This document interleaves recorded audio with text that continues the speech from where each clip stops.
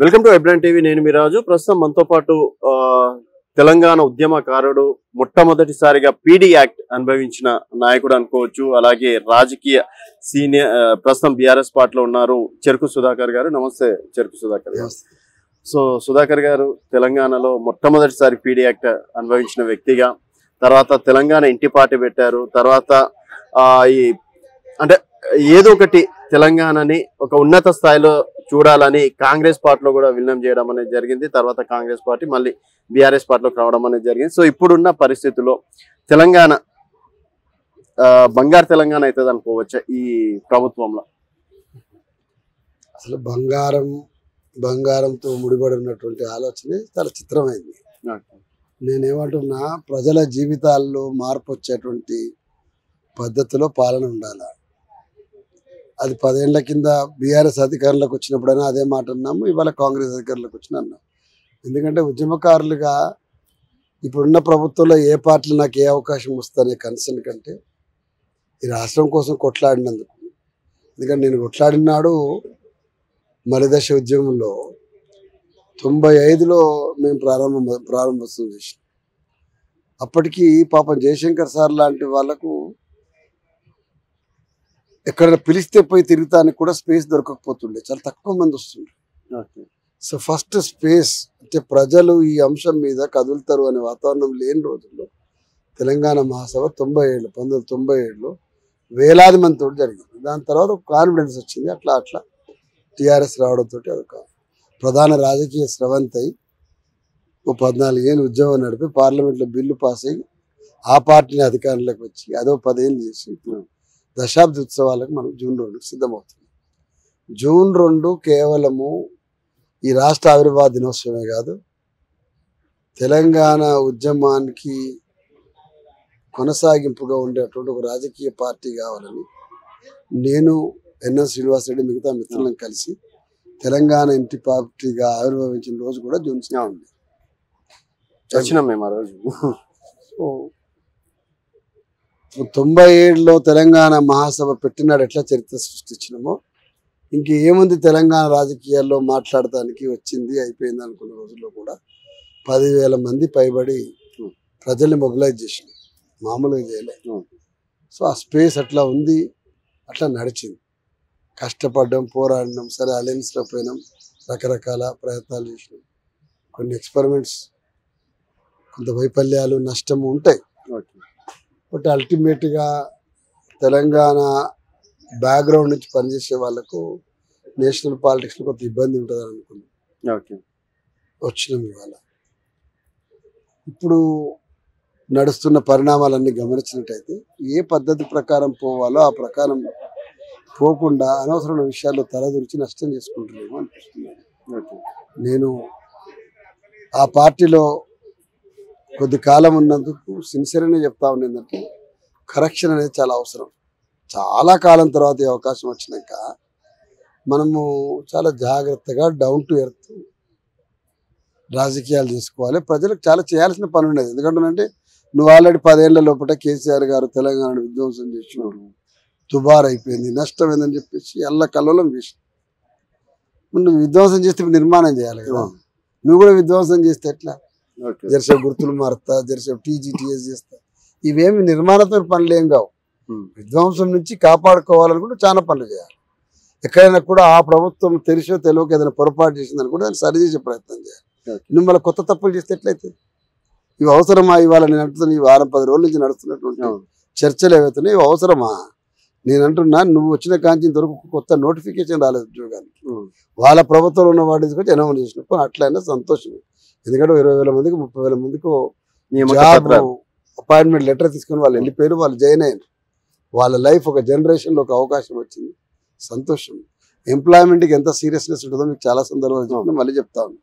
తెలంగాణ రాష్ట్ర ఉద్యమం నడంలో ఉద్యోగాల అంశం ఎందుకంత తీవ్రంగా పోయింది అంటే ఎప్పటికీ కుదురబడినటువంటి ఏ నాడు కూడా ఒక్క జనరేషన్లో కూడా ఉద్యోగం రానటువంటి కుటుంబాలు లక్షలు ఉన్నాయి కనుక వాళ్ళ ఆర్తి అనేది ఉద్యమంలో బయటకు వచ్చింది కాబట్టి ఆ ఉద్యమం అట్లా నడిచింది. ఫస్ట్ నీ ప్రియారిటీలో ఎంప్లాయ్మెంట్ని ఎట్లా క్రియేట్ చేయడం, ఎంత స్పేస్ ఇవ్వగలుగుతాం, దాన్ని వదిలిపెడితే తోసిన ప్రకారం వాగ్దానాలు చేస్తారు. వాగ్దానాలు చేసిన తర్వాత ఫుల్ఫిల్ అవుతాయా అంటే చాలా స్పష్టంగా అర్థమవుతా ఉంది. నీ బడ్జెట్ ఇంకో పక్క రాష్ట్ర బడ్జెట్ ఒక దగ్గర ఇచ్చినా కూడా సాధ్యం కాదు. రెండవది నాన్ రిటర్న్ ప్రామిసెస్ అంటే ఏం రాదు. నువ్వు అది చంద్రశేఖరరావు గారు చేసినా రేవంత్ రెడ్డి చేసినా మళ్ళీ దాన్ని సమర్థించుకోవడం ఎందుకో నాకేం అర్థం కాదు. నేను ఏమంటున్నా, నువ్వు వదిలిపెడితే నువ్వు ఆర్టీసీ వ్యవస్థ అయితే నడవాలి కదా, ఫ్రీగా ఇవ్వు, నేనేం దానికి ఇదంటలేను. మనోళ్ళు కూడా ఎడ్యుకేటెడ్ అయ్యి చాలా మంది కూడా ఏంటంటే దుర్మార్గం మీరు అట్టంటారండి. నేను అడుగుతున్నా, రూపాయి తీసుకోబ్బా, 5 రూపాయలు తీసుకో, 2 రూపాయలు తీసుకో, 50 రూపాయలు దానికి 5 రూపాయలు తీసుకో. You take 10% which will not fulfil your expenditure also. But నేనేమంటున్నా, అట్లా ఆ నామమాత్రం తీసుకున్నా కూడా ఇంత దుర్వినియోగం కాకపోయేది. దుర్వినియోగం అనే పదం కరెక్ట్ కాకపోవచ్చు. నేను అడుగుతా ఉన్నా, ఇవాళ ఎక్కడికక్కడికి నిండిపోయి దానికి క్వాలిటీ ఆఫ్ ఇది లేకుండా అయిపోయి మొత్తం ఆర్టీసీ వ్యవస్థనే ఇవాళ చాలా ప్రమాదంలో పడిపోతుంది. నువ్వు బయటికి చెప్పుకుంటున్నావు లేదు చాలా లాభాలు వస్తున్నాయి అంటున్నావు, కానీ అది యథార్థం కాదని కూడా ప్రూవ్ అయ్యింది. వాళ్ళు చాలా కష్టకాలంలో ఉన్నది ఆర్టీసీ. అట్లనే చాలా జీతాలు కూడా లేవు. యూనివర్సిటీస్ కు ఫీడ్బ్యాక్ ఇవ్వాలా, ఏమి ఇవ్వాలి, ఫైనాన్షియల్ ఇవాళ చాలా రిఫర్బిష్ చేయాల్సిన అవసరం ఉన్నాయి. మనం చెప్పిన యూనివర్సిటీలన్నీ నెగ్లెక్ట్ చేస్తున్నాం. ఇవాళ ఏంటిది పరిస్థితి? ఇవాళ యూనివర్సిటీలు మొత్తం అవ్వాలి ఎట్లుంది, ఇవాళ అట్లనే ఉన్నాయి. వెరీ అర్జెంట్ రెమెడీ అవసరం ఉన్నది. అర్థమైందా? అట్లనే ఇంకా చాలా విషయాలు ఉన్నాయి మనం చేయాలి. అన్నిటికంటే ముఖ్యంగా ఇవాళ అత్యంత వివాదాస్పదం చేసారు కదా మేము మొత్తం కాళేశ్వరం. మనమంతా 10 ఏళ్ళు కాళేశ్వరంలో ఇదైందని అన్నాం కదా. ఇవాళ పగుళ్ళు వచ్చినాయి. దానికి మూల్యం ఎవరు చెల్లించారండి? BRS party చెల్లించింది. ఇవాళ అధికారం రాకపోవడం లోపల ఆ 1% అవాళ ఇదే డిస్టర్బ్ అయినా కూడా అయ్యింది. ఇమీడియట్గా ఏం జరిగింది? నీకు అధికారంలోకి నువ్వే రాబోతున్నావు అని రిజల్ట్ వచ్చిన మరుక్షణమే నీ మెదడులో ఏముండాలి? కాళేశ్వరంలో బొంగు ఏదైతే ఏర్పడదో దాన్ని సరిచేయకపోతే తీవ్రమైన నష్టం జరుగుతుందని చెప్పేసి వాటి వెళ్ళాలి. దాన్ని వదిలిపెట్టి ఆల్మోస్ట్ 3 నెలలు ఒక తమాషా చూపెట్టింది. ఏం జరిగింది? ఇవాళ అల్టిమేట్గా కాపర్ డ్యామ్ వేయడానికి 10 కోట్లు, 20 కోట్లు, 30 కోట్ల పని కోసం 5 నెలల కాలయాపన చేసింది. ఇవాళ ఎన్ని టీఎంసీల నీళ్ళు వెళ్ళిపోతాయి, రేపు వేస్ట్ అయిపోతాయి, కిందికి వెళ్ళిపోతాయి. ఎవరు రెస్పాన్సిబుల్? కిందికి వెళ్ళిపోయిన జాలు పట్టుకోగలుగుతావా? ఇంకొక వ్యవస్థ ఉన్నదా? దురదృష్టం ఏంటంటే పక్క రాష్ట్రంలో కూడా సాధ్యం కాదు. ఎందుకంటే వాళ్ళది కూడా ఇంకా ప్రాజెక్టులు ఇంకా పెండింగ్లోనే ఉన్నాయి, మనందరికి తెలుసు. సో దయచేసి నా విజ్ఞప్తి ఏంటంటే రేవంత్ రెడ్డి గారికి ఒక అరుదైన అవకాశం వచ్చింది. మీ కోరిక తెలంగాణ ముఖ్యమంత్రి కావడం కావచ్చు, కానీ తెలంగాణ ప్రజల కోరిక తమ రాష్ట్రాన్ని తాము పునర్నిర్మించుకోవాలనుకున్నాం, ఒక అవకాశం తీసుకోవాలనుకున్నారు. దాంట్లో తెలంగాణ ఇచ్చిన పార్టీ అనుకొని బీఆర్ఎస్ పార్టీకి ఓటేసినారు. తెచ్చిన పార్టీ అనుకో అయిపోయింది. ఇవాళ ఇచ్చిన పార్టీని మీరు అన్న క్లెయిమ్ని కూడా గౌరవించేసి మీకు కూడా ఒక అవకాశం ఇచ్చినందుకు మీరు ఇవాళ రేపు June 2 నాడు దశాబ్ది ఉత్సవాల సందర్భంగా సోనియా గాంధీ గారిని పిలిచి కృతజ్ఞత సభ పెడుతున్నారు. సంతోషం, అట్లా చేయండి. అదే రోజు ఏం చేయండి, ఈ రాష్ట్రం తేవడానికి కారణమైనటువంటి ఉద్యమకారులకు ఏం చేస్తారో నిర్దిష్టంగా ఇప్పుడు చెప్పే ప్రయత్నం చేయాలి. ఒక మాట, ఉద్యమకారులని సన్మానిస్తాం, ఉద్యమకారులకి సన్మానం చేస్తాం, ఆ విషయంలో కేసీఆర్ గారికి కూడా మేము ఇన్విటేషన్ ఇస్తున్నామని కూడా ఒక వార్త వచ్చింది సార్. సో ఆ రకంగా చూసుకోవాలంటే ఫస్ట్ ప్రియారిటీ ఇవ్వాల్సింది మీకు. సో ఇప్పటి వరకు మీకు అట్లాంటి ఫోన్ కాల్ ఏమైనా రావడం, ఏమైనా పిలుపు రావడం? నాకు వాళ్ళు పిలిస్తే తప్పకుండా నేను వెళ్తా. ఎందుకంటే నేను వెళ్ళడం కూడా మిగతా వాళ్ళు ఎవరు వస్తారు అందరూ రావాలని చెప్పి కోరుకుంటూ వెళ్తాను. నాకేమి భేషజాలు ఏమి లేవు. కేసీఆర్ గారిని పిలుస్తాం అనేటువంటి గౌరవమైన పద్ధతిలో కూడా వారు ఇచ్చినటువంటి పద్ధతి బాగానే ఉంది. అందరూ అన్ని పార్టీలో ఉన్న వాళ్ళందరినీ ఒక వేదిక మీద బియాండ్ ద థింగ్స్ ఉండాల్సిన అవసరం ఉన్నది. అట్లా జరగాలని నేను కోరుకుంటున్నాను. ఎందుకంటే కేవలం పిలవడం ఆ రోజు సన్మానం కోసం కాదు నేను అనేది.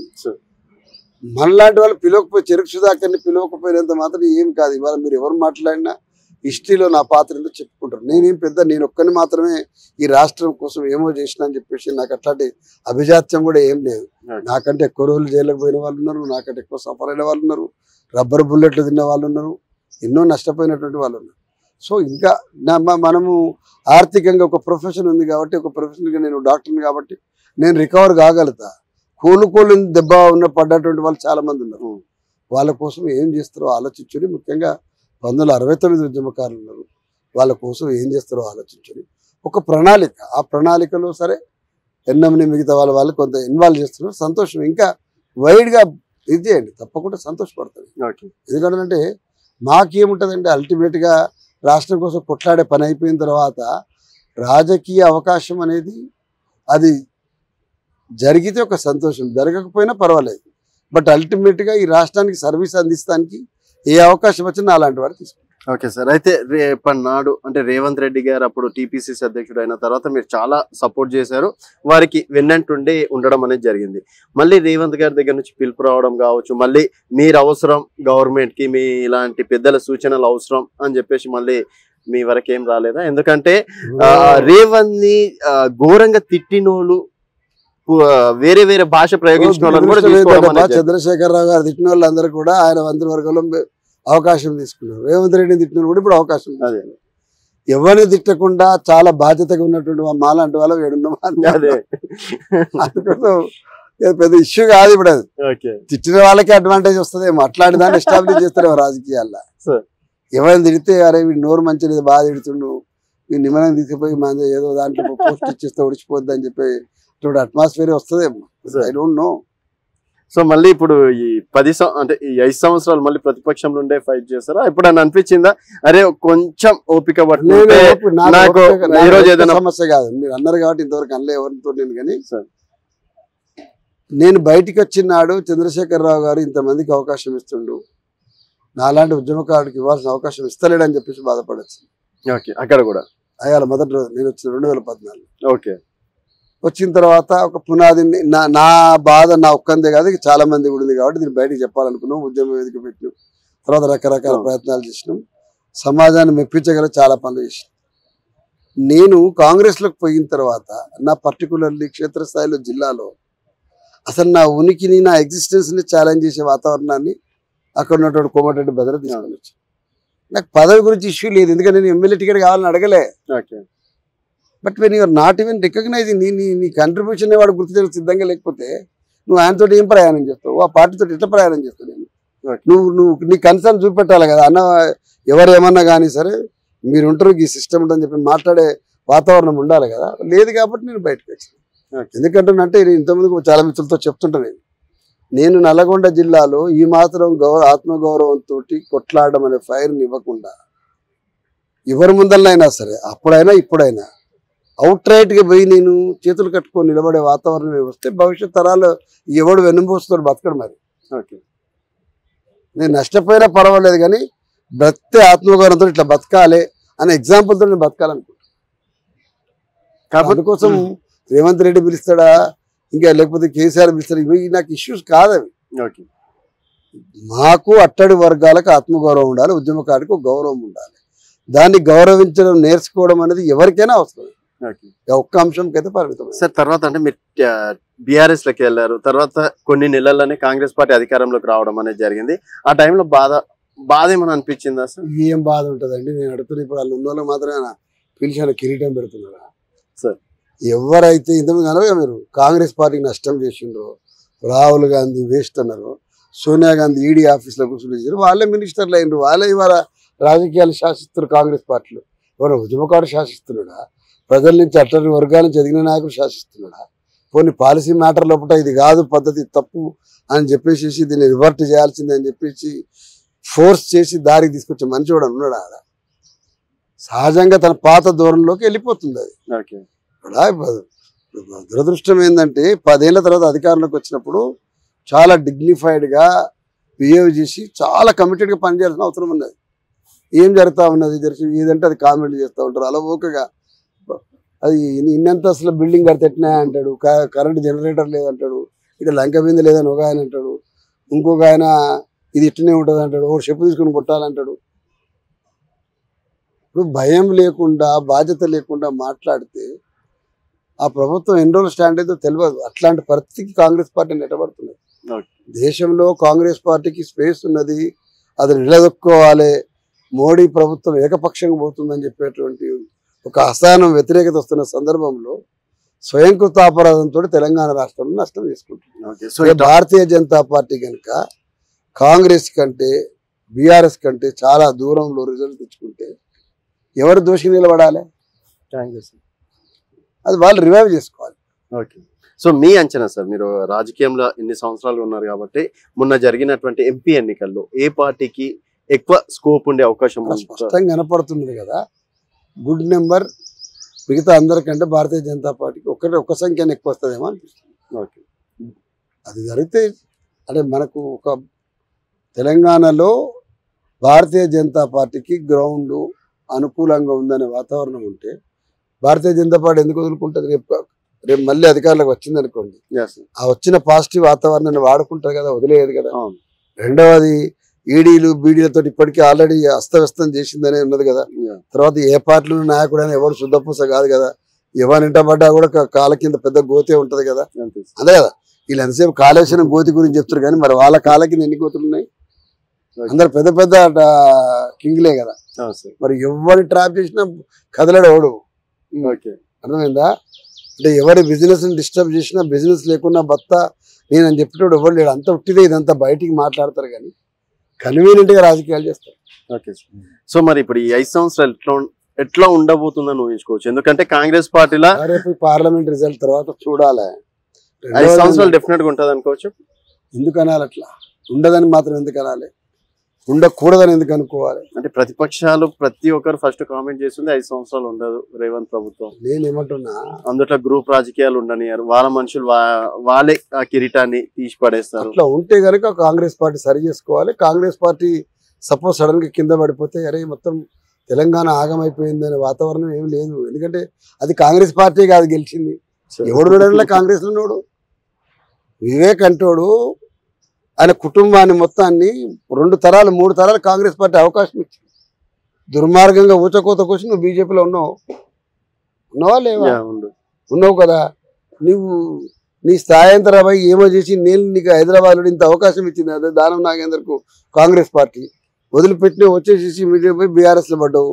ఇవాళ బీఆర్ఎస్ ఓడిపోయింది అనగా నీకు నువ్వు ఎమ్మెల్యే గెలిచి కూడా వెళ్ళకపోయినావు. నీ కన్సిస్టెన్సీ ఏందంటున్నా. 3 తరాలు సరిపోయి టికెట్లు ఇచ్చిండ్రు. వెంకటస్వామి నుంచి మొదలు పెడితే వెంకటస్వామి కొడుకుల నుంచి మొదలు పెడితే వెంకటస్వామి కొడుకులకు కూడా వాళ్ళు టికెట్లు ఇచ్చినావు. రేపు మనవాడు కూడా ఇస్తావు. అది కాంగ్రెస్ పార్టీ స్టైలా? ఎవరికి ఇచ్చినావు అంటున్నా, ఏ వర్గాలకు ఇచ్చినావు? మొట్టమొదటిసారిగా భారతీయ జనతా పార్టీ 6 బీసీలు ఛాలెంజ్ చేసింది, పెట్టింది. నువ్వేం చేయాలి? అప్పుడు 7 కన్నా ఇవ్వాలి. ఆడ ఆయన 6కి ఇస్తే నువ్వు 7 ఇవ్వాలి కనీసం, లేకపోతే 8 ఇవ్వాలి. నువ్వేం చేసినావు? నువ్వు 7 ఇచ్చినావు కూడా తెలియకుండా వెళ్ళిపోయింది. అసలు ఈ రాష్ట్రంలో బ్యాక్వర్డ్ క్లాస్ ముఖం లేకుండా చేసినావు. ఓ యాదవ్ లేడు, ఓ గౌడ్ లేడు, ఎవరు లేరు. నీలం ముద్రాన్ని తీసుకొని వచ్చేసి ఆ పిల్లగాని ఆడ నిలబెట్టి ఈయనొక్కరిని గెలిపిస్తే మీ ముద్రాలందరూ మా దగ్గర తీసుకొస్తాను. అంటే నేనేమంటున్నా, రాజకీయ నాయకుల నోరు మాట్లాడేప్పుడు సెంటిమెంట్ అంటాం కదా. అంటే బ్యాక్వర్డ్ క్లాస్కి ఏం ఆత్మాభిమానం ఉండదా? అంటే మీరు ఏం తోస్తుంది మాట్లాడితే మేము భరించాలన్నా? ఏమే కోమటిరెడ్డి వెంకరెడ్డిని కొండా లక్ష్మణ్ బాబుతో పోల్చుకుంటూ కూర్చుని మేము పిచ్చో లెక్కన చూసుకుంటూ కూర్చోవన్నా అనలేమా? మేము రోజు నోరు కట్టుకొని నేను మొత్తం స్టేట్ మొత్తం తిరిగి చెప్పడం మొదలు పెడితే అవాళ 2015 అట్నే ఉంటుంది. సో చెరుకు సుధాకర్ ఫైట్ బ్రాండ్ మళ్ళీ ఎప్పుడు చూపించబోతున్నా అంటే ఏం చెప్తారు? ఎందుకంటే ఇలాంటి టైంలో మీలాంటి వాళ్ళ గొంతు అనేది చాలా అవసరం అని చెప్పేసి కూడా చెప్పుకోవచ్చు. బట్ ఎప్పుడు మళ్ళీ నేను రివైవ్ అయ్యి ఎనర్గైజ్ కావడం కోసమే నీతో మాట్లాడుతున్నాను. వాళ్ళు నేను ఇంట్లో కూర్చోదలుచుకుని నీతో ఎందుకు మాట్లాడతా? ఈ పార్క్లో కూర్చొని మాట్లాడుతున్నాం. మనం అంతమందికి ఇంకో ఛానల్లో మాట్లాడినాం, అంతమందికి ఇంకో ఛానల్లో మాట్లాడినాం. ఆ పని మొదలుపెట్టినా నేను. ఇక పనిలో సీరియస్గానే ఉంటాయి. ఎందుకంటే ఈ మధ్యకాలంలో కొంత నాకున్న ఆరోగ్యం కావచ్చు, ఆర్థికం కావచ్చు, ఎన్నో వ్యక్తిగత సమస్యలు ఉంటాయి. ఇంట్లో అన్నీ కూడా ఉంటాయి కదా. కొంత ఒక గ్యాప్ అనివార్యమైంది నాకు. అయిపోయింది, ఇప్పుడు ఆ స్టేజ్ కూడా అయిపోయింది. That honeymoon over. 100% ఫైట్ చేస్తా. ప్లాట్ఫామ్ మీద ఏదో అంటే ఏది పడుతుంది ఒర్లి ఇట్లా పడుతుంటే మాట్లాడడం, కన్స్ట్రక్టివ్గా తెలంగాణ ఆత్మను ఆవిష్కరించే ప్రయత్నం చేస్తాను. ఇప్పుడు అనవసరమైనటువంటి విషయాల జోలికి పోకుండా ఒక పార్టీ సర్వైవ్ కావాలని కోరుకుంటున్నా. నేను ఇప్పుడు కూడా ఓపెన్గా చెప్తాను మీకు, నాకు రేవంత్ రెడ్డి పిలిస్తాడా పదవి ఇస్తాడా ఇష్యూ కాదు. బట్ మీకు ఇచ్చిన ఒక అరుదైన అవకాశాన్ని సంపదవంతం చేసుకోండి, ఉపయోగించుకోండి. ఎందుకంటే ఒక లాంగ్ డ్యూ అది. తెలంగాణ ఇచ్చినందుకు ఈ పార్టీకి అవకాశం ఇచ్చిన తర్వాత కూడా మేము తెగ్గొట్టుకుంటాము, చింపేస్తాము, కూలగొడతాము అనుకుంటే కర్మ. సో ఫైనల్ గా సార్, ఒకవేళ ఇప్పుడు బీఆర్ఎస్ మారింది అనుకోవచ్చు. అంటే కేసీఆర్ గారు కావచ్చు, కేటీఆర్ గారు కావచ్చు, అప్పుడు మీరు కావచ్చు, చాలా మంది సందర్భాల్లో అన్నారు వాళ్ళకి కళ్ళు నెత్తినెక్కినాయి, ఉద్యమకారులు కనిపించట్లేదు అని చెప్పేసి ఎన్నో సందర్భాల్లో అన్నారు. బట్ ఇప్పుడు ఆ స్కోప్ అనేది ఉద్యమకారులకు ఇస్తున్నారు అనుకోవచ్చు. ఇప్పుడు నేను ఒక మాట అయితే చెప్తా, అది ప్రతిపక్షంలో ఉన్నది సార్. ప్రతిపక్షంలో ఉన్నప్పుడు ఇప్పుడు చాలా మంది కడియం కావకి టికెట్ ఇస్తే పోయి కాంగ్రెస్ లో పడ్డాడు, దానం నాగేంద్రని గెలిపిస్తే పోయి ఆడబడ్డాడు, రంజిత్ రెడ్డి టికెట్ ఇస్తే ఎవరు రంజిత్ రెడ్డి రేవంత్ రెడ్డి భాషలో కోడిగుడ్లు అమ్ముకుంటాడు, బోడిగుండోడు, అవునా? ఆయన తీసుకుపోయి ఎంపీని చేసినాం. ఎంతమందిని చేసినాం? అట్లా చేసిన వాళ్ళందరూ వెళ్ళిపోయిన తర్వాత కేసీఆర్ గారికి అరే ఈ పార్టీలు పట్టుకొని ఎవరు నిలబడతారు అనే అంశం లోపల ఒక క్లారిటీ వచ్చిందని నేను అనుకుంటున్నాను. వారికి మేము చెప్పున్నాం, చాలా సందర్భాల్లో మీరు బ్యాక్వర్డ్ క్లాస్కు స్పేస్ ఇవ్వడంలో మిగతా పార్టీల కంటే ఒక సందర్భంలో మంచి అవకాశం తీసుకున్నారు, ఇప్పుడు కూడా తీసుకోండి. మన ఇద్దరు ఎమ్మెల్సీలు గవర్నర్ కోటా లోపల ఆయన రికమెండ్ చేసిన వాళ్ళు ఒక ఎరకల సామాజిక సత్యాన్ని చేసినారు, విశ్వబ్రాహ్మణ్ నుంచి దాసోత్సవం చేసినారు. దట్ ఈస్ సోషల్ ఇంజనీరింగ్ లో భాగమే. రాహుల్ గాంధీ దేశమంతా సోషల్ ఇంజనీరింగ్ కావాలని చెప్తే సోషల్ ఇంజనీరింగ్ అనే దాన్ని మొత్తం బద్దలు చేసి విధ్వంసం చేస్తున్నారు వాళ్ళు తెలంగాణ కాంగ్రెస్. ఒకే సామాజిక వర్గం ఒక్కటే పునాది, ఇట్లనే ఉంటది. కులగణన గురించి చెప్తుంటే నవ్వుకుంటున్నారు కదా. నువ్వు కులగణన గురించి చెప్పి నువ్వు ఏం పని చేస్తున్నావు? నువ్వు నీ కులగణన తెలవక నీ మంత్రివర్గం కూర్పు ఇట్లా ఉన్నదా? నువ్వు కులగణన తెలవక నీ టికెట్ లోపల 50 సీట్లు 40 సీట్లు ఒక సామాజిక వర్గానికి ఇచ్చినవా? 2 సామాజిక వర్గాలకు ఇచ్చిన టికెట్లు బీఆర్ఎస్ కు కాంగ్రెస్ మధ్యన ఏం తేడా లేదు, ఒక సీట్ తేడా. ఇలా పలానా కులానికి రిప్రజెంట్ అన్నందుకు ఆయన ఒక్క సీట్ ఎక్కువ తీసుకున్నాడు, ఇలా పలానా అన్నందుకు ఆయన ఒక సీట్ ఎక్కువ తీసుకున్నాడు. ఇంతకుమించి ఏం తేడా రాలే. మీరు చూడండి మన దాంట్లో ఎవరు ఎన్ని సీట్లు ఇచ్చారో చూసుకున్నారు కదా. మరి అయిపోయి మరి ఏమున్నట్లు లెక్క? బ్యాక్వర్డ్ క్లాస్కి ఇచ్చేసరికి వాళ్ళు సిద్ధంగా లేరు. ఎవరు సిద్ధంగా లేరండి? నువ్వు టికెట్ ఇస్తే గెలవలేదా? మన కాంగ్రెస్ పార్టీ టికెట్ ఇస్తే బీర్లా ఇలే గెలవలేదా? నేను అడుగుతున్నా, గెలవలేదా? నువ్వు బీర్లా ఇలేతో పాటు నువ్వు ఒకవేళ మిర్యాలగూడలో నల్గొండలో ఇంకెక్కడనో టికెట్ ఇస్తే కోదాడలో ఇస్తే గెలవకపోయినా బొల్లమల్ల యాదవ్ అంత ముందు కాడ గెలవలేదా? భగత్ ఆడ తెలకుర్తిలో గెలవలేదా? ఏమి మిగతా లీడర్లందరూ గెలిచిన వాళ్ళు గారా? కోసం ఏమైపోయిందంటే దురదృష్టం ఏంటంటే ఎవడు అడిగేటోడు లేడు, అంకుశాలకి పొడిస్టోడు లేడని చెప్పి ఏది పడుతుంది మాట్లాడడం అలవాటు. మారాలి, దురదృష్టం అది మారుతుందని కోరుకుంటున్నాను. సో మీ ఇష్యూ అనేది సెట్ అయిందా సార్? మళ్ళీ అప్పుడు వెంకటరెడ్డి గారితో కానీ వాళ్ళతో? నాకేం ఇష్యూ ఆయనతోటి? ఆయన ఏదో సహజంగా నోరు ఉండబట్టలేక ఏది పడుతుంది మాట్లాడతాడు, ఆయన కొత్తగా మాట్లాడతాడు. ఇప్పుడు మాత్రం రేవంత్ రెడ్డి మినిస్ట్రీలా తక్కువే మాట్లాడుతున్నాడు. 2 రోజులు చెప్తూ కొడతాంటి గోల అయిపోయాయి. ఏమి ఇప్పుడు నిన్న పోతే ఆ లిఫ్ట్ కరెంటు లేకపోతే ఎట్లా కుడుతుంది, జనరేటర్ లేకపోతే ఎట్లా?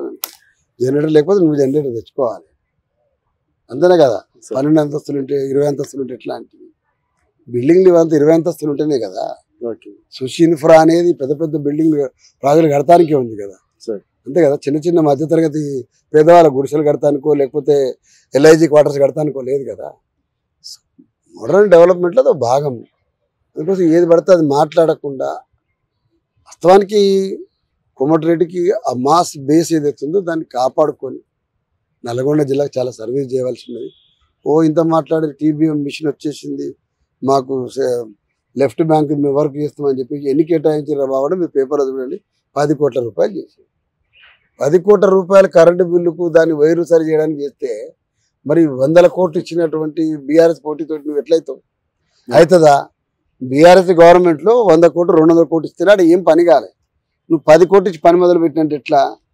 గాడ పోతే మనము ఇప్పుడు ఏదైంది కాళేశ్వరం ఉన్నది, సింపుల్ కాపర్ డ్యామ్ కడితే అయిపోతుంటే ఈ మధ్యకాలం ఇంకేది ఏదో కొత్తగా ఏమో చేసిరు కదా, ఏదో టెక్నిక్ తోటి పెడితే ఇట్లా జియో ఏదో పైప్స్ అని, ఈ మాత్రం చేయడానికి ఎప్పుడు మొదలు పెట్టాలి? వర్షాకాలం టక్క వర్షం కురితే కింద నీళ్ళు వెళ్ళిపోతాయి. సో అందుకోసం కోమటిరెడ్డి గారికైనా ఇంకెవరికైనా అనవసరమైన విషయాలకు పోకుండా మీకు అవకాశం వచ్చింది, మీరు సర్వీస్ చేయడానికి అవకాశం ఉండి అన్ని వర్గాలు కూడా దారి తెచ్చుకుంటే మీ లీడర్షిప్ అట్లా స్టాండ్ కాగలుగుతుంది. మీరు అసలు ఎవరికి అక్కర్రారు, ఎంతసేపు అగెనిస్ట్ మాట్లాడతారు అని అనుకుంటే భవిష్యత్తులో కష్టమవుతుంది. సో ఫైనల్ గా June 2 సందర్భంగా 10 సంవత్సరాలు జరుపుకోబోతున్న సందర్భంగా ఒక తెలంగాణ ఉద్యమకారుడికి ఏం చెప్తారు సార్? ఫైనల్ June 2 మన జీవిత కాలంలో ఈ రాష్ట్రం సాధించినందుకు ఒక ఆవిర్భావ దినోత్సవం. అఫీషియల్గా అనౌన్స్ అయ్యి పల్లబడ్డటువంటి దినోత్సవం. అది మనకు ఒక మైలురాయి లెక్కన ఉండడంతో పాటు మనం గుర్తు చేస్తుంది. ప్రతి సంవత్సరం జూన్ 2 రాగానే 10 ఏళ్ళు అయిపోయింది, ఏం చేసాం. రేపు మళ్ళీ వచ్చే సంవత్సరం వస్తే 11 ఏళ్ళు అయింది, ఏం చేసినాం. ఇంకో సంవత్సరం వస్తే 12 అయింది, ఏం చేసినాం. అర్థమైంది కదా. అదే సందర్భం లోపల ఆ ఉద్యమంలో పాల్గొన్న మనకు అయ్యో మళ్ళొక జూన్ 2 వచ్చింది, మన జీవితాల్లో ఏం మార్పు రాకపోయా కదా అని కూడా గుర్తు చేస్తాం. పాలకులకు ఒక రకమైన గుర్తు చేస్తుంది, పీడించబడిన వాళ్ళకు ఉంటుంది. అందుకోసం జూన్ 2 అత్యంత గౌరవంగా కొనసాగించాలని కోరుకుంటున్నా. ఇంతకాలం తర్వాత సోనియా గాంధీ గారు ఈ రాష్ట్రం వస్తున్నందుకు ఎప్పుడో మేము 2015లో ఆ పని చేయాలనుకుంటున్నాం. ఇప్పుడైనా సాకారం అవుతుంది. సాకారం అవుతున్న సందర్భంగా అనవసరమైన విషయాల జోలికి పోకుండా చాలా వైబ్రెంట్గా జూన్ 2 వాళ్ళు నిర్వర్తించాలి. మా పార్టీ ఇప్పటికే నిన్న 3 రోజులు పార్టీ ఇచ్చిన పిలుపు మేరకు 3 రోజుల ప్రోగ్రాం ఉంది. ప్రతి బీఆర్ఎస్ కార్యకర్త, తెలంగాణ ఉద్యమకారుడు ఓన్ చేసుకొని ఇవాళ చాలా ఉత్సాహంతో తెలంగాణ రాష్ట్ర అవతరణ దినోత్సవాల్లో పాల్గొనాలని చెప్పేసి యావత్ బీఆర్ఎస్ శ్రేణులకు, అదేవిధంగా పార్టీలకు అతీతంగా ఎవరికి వాళ్ళు మూవ్ అయ్యి కూడా జూన్ 2 నాడు సెలబ్రేషన్ చేసుకోవాలని చెప్పేసి. Okay sir, thank you sir, thank you so much. So ఇది తెలంగాణ ఉద్యమకారుడు చెరుకు సుధాకర్ గారితో స్పెషల్ ఇంటర్వ్యూ. మరో గెస్ట్ తో మళ్ళీ కలుద్దాం. చూస్తూనే ఉండండి వైబ్రెంట్.